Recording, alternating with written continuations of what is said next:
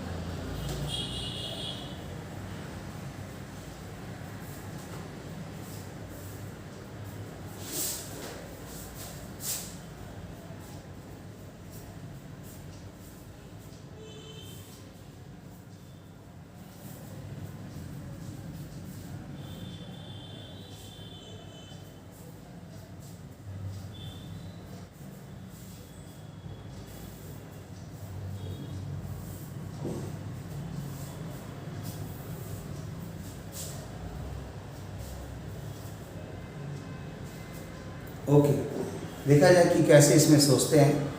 तो इसको दो तरीक़ा से बना सकते हैं। हम एक तरीका बता रहे हैं, दूसरा तरीका आप लोग अपने अटेम्प्ट करिएगा। यहाँ लिखा हुआ है cos inverse 2/3x plus cos inverse 3/4x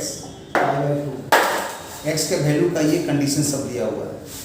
तो आप देख रहे हैं कि जब कभी भी इस तरह का रहता है तो उसमें हमेशा 90 होने का मतलब हुआ, अगर इसको cos इनवर्स x मान रहे हैं तो ये sin इनवर्स होना चाहिए।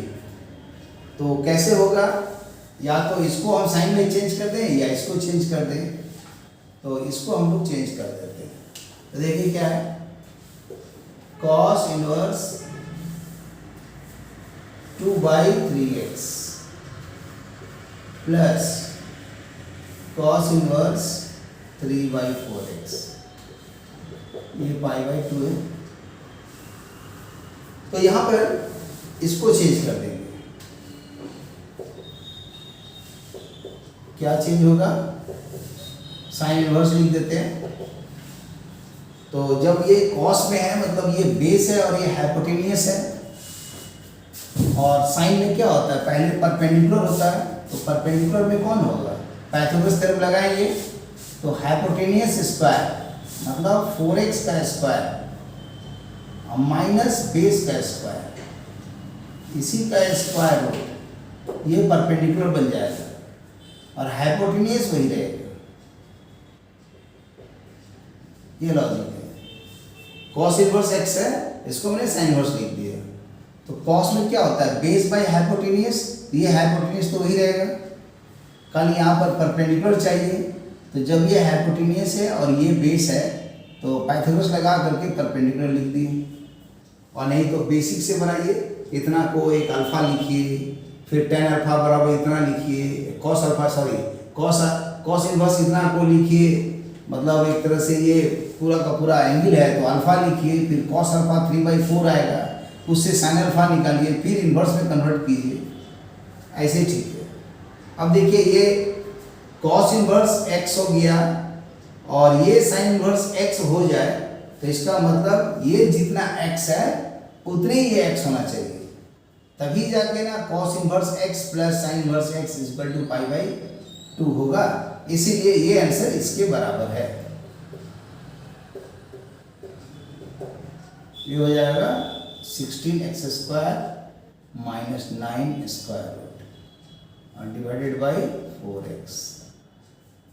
अब इसी आंसर को स्क्वायर रूट में दिया हुआ है, तो अब चाहे तो स्क्वायर रूट से भी बना सकते हैं और नहीं तो स्क्वायरिंग कर दीजिए तो आ जाएगा 4 9x square 16x square minus 9 by 16x square cross कर देंगे तो आ जाएगा 16 इंटू 4 64 एक्स स्क्वायर इधर में आ जाएगा 9 इंटू एक्स स्क्वायर और 16 एक्स स्क्वायर माइनस 9। अभी पूरा टर्म उठा इधर ला देते हैं तो आ जाएगा 64 x square minus 9 x square 16 x square minus 9 is equal to 0। अब इसमें एक्स स्क्वायर को हम कॉमन ले लेते हैं तो आ जाएगा 64, यहाँ आ जाएगा 9 इंटू 16 एक्स स्क्वायर माइनस 9। अब इसी को और सॉल्व करेंगे तो क्या हो जाएगा एक्स स्क्वायर ये हो जाएगा माइनस 144 और ये 9 इंटू 9 81 और 64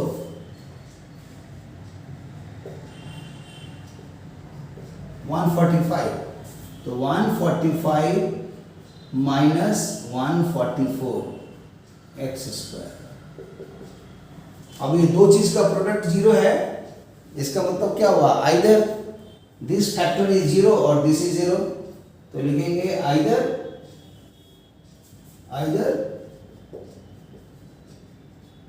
एक्स स्क्वायर जीरो और 145 माइनस 144 एक्स स्क्वायर जीरो। इसको सॉल्व करेंगे तो एक्स स्क्वायर निकला 145 बाई 144, स्क्वायर रूट करेंगे तो 145 का स्क्वायर रूट यहाँ आ जाएगा 12 और ये एक्स स्क्वायर है तो एक्स का आंसर 0,0 ये सब आंसर आएगा। अगर दो आंसर चाहिए तो 0,0 नहीं तो सिंपली आप एक्स लिखिए, लेकिन क्वाड्रेटिक है तो दो आंसर आना चाहिए ना, इसलिए ऐसे ही लिखना चाहिए, खाली एक्स लिखना गलत है। तो अब देखिए यहाँ पर लिखा ही हुआ एक्स का आंसर ग्रेटर देन चाहिए तो ए वाला इम्पॉसिबल लिख देंगे, ये हम लोग को नहीं चाहिए जैसा हम लोग को शर्त है। तो अब इसको देखा जाए ये सही है कैसे, तो वो लिखा हुआ है 3/4, तो अगर उसको हम क्रॉस चेकिंग करके बताएं तो यहीं पर दिखा देते हैं कि x लिख रहा है मोर देन 3/4 होना चाहिए, तो 3/4 का मतलब इससे अगर मैनेज करेंगे तो x क्या होना चाहिए 3 से मल्टीप्लाई कर दें 9/12 और जब ग्राफ ड्रॉ करेंगे तो ऐसा दिख रहा है, तो यहाँ 0 है, मान लीजिए यहाँ पर एक पॉइंट है जो 9/12 है और इस आंसर से ग्रेटर देन होना चाहिए, इसको छोड़ करके ये आंसर x होना चाहिए, ये बता रहा है। और यहाँ 145 है तो 145 है, इसका मतलब क्या होगा कि ये 9 से तो ज़्यादा है ही, क्योंकि इसका स्क्वायर रूट निकालेंगे अगर 121 रहता तो 11 आता है, 12 होता तो 144 होता, तो 12 से तो थोड़ा ज़्यादा है और ये 9 से ज़्यादा में मैच कर रहा है, इसीलिए ये आंसर्स में इस कंडीशन को यहाँ लिख देते हैं कि सिंस x का 3/4 होना चाहिए और वही x का आंसर्स 9/12 होना चाहिए, और ये आंसर्स जब यहाँ से हम लोग मिला रहे हैं तो दिखाई दे रहा है कि जब ग्राफ ड्रॉ कर रहे हैं तो x का आंसर्स है 9/12 से ज़्यादा, तो यहाँ पर एक दिखा दे रहे हैं 0 और यहाँ दिखा दे रहे हैं, सोच लीजिए कि 9/12 और यहाँ से ग्रेटर है, ये शर्त के मुताबिक। और हम लोग का निकल रहा है ये 12 पॉइंट समथिंग, 12 पॉइंट मान लीजिए कुछ भी, तो मोर देन 12 है, तो यहाँ पर आ गया समझ लीजिए कि 9 है या इतना है, तो ये आंसर तो इससे ज़्यादा है ही, तो इसके रेंज में है, इसलिए ये मतलब x बराबर 144/12 ये सही है। क्यों सही है? क्योंकि x इसके बीच में होना चाहिए, मोर देन होना चाहिए 3/4, ये ऐसा हो गया, इसको 3 से मल्टीप्लाई करके ये ग्राफ में यहाँ भी दिखाते हैं, यहीं दिखाते, 2 बार दिखाते हैं समझाने के लिए। फिर ये आंसर इतना दिख रहा है तो ये आंसर शो कर रहा है 144 से थोड़ा ज़्यादा है, मैंने 12 से थोड़ा ज़्यादा आंसर आ रहा है ऊपर में। यहाँ तो देख ही रहा है कि 9/12 से ज़्यादा आना चाहिए, वही इसका एक्स का आंसर है। इसलिए ये आंसर करेक्ट है और ये आंसर नहीं होगा। अब ये 4 ऑप्शन में देखिए तो दिखाई दे रहा है कि सी ऑप्शन में ये दिया हुआ है, इसलिए हो गया आंसर सी।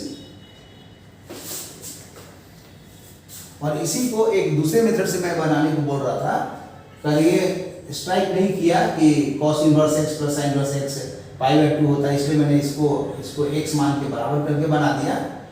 तो दूसरा तरीका था कि इसको x मानेंगे, इसको y मानेंगे, फार्मूला है cos inverse x plus cos inverse y, वहां से भी बन जाएगा।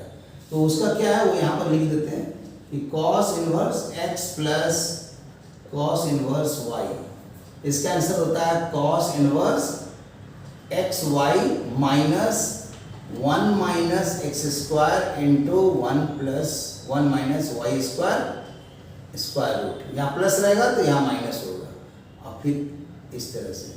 तो इससे भी बना सकते हैं, और जब ये पूरा आंसर कॉस इनवर्स में ब्रेक हो जाए तो उसको फिर cos 90 करके और जो अंदर का वैल्यू के बराबर करके सॉल्व करके भी निकल सकता है। और उसमें थोड़ा लेंदी है, इसमें थोड़ा इजी पड़ रहा है, तो उससे आप लोग ट्राई करके देखिएगा। Okay, thank you for watching the video, और इसी तरह लगातार प्रैक्टिस करते रहिए, अपने आप लेवल आ जाएगा। Okay, thank you, see you again, bye.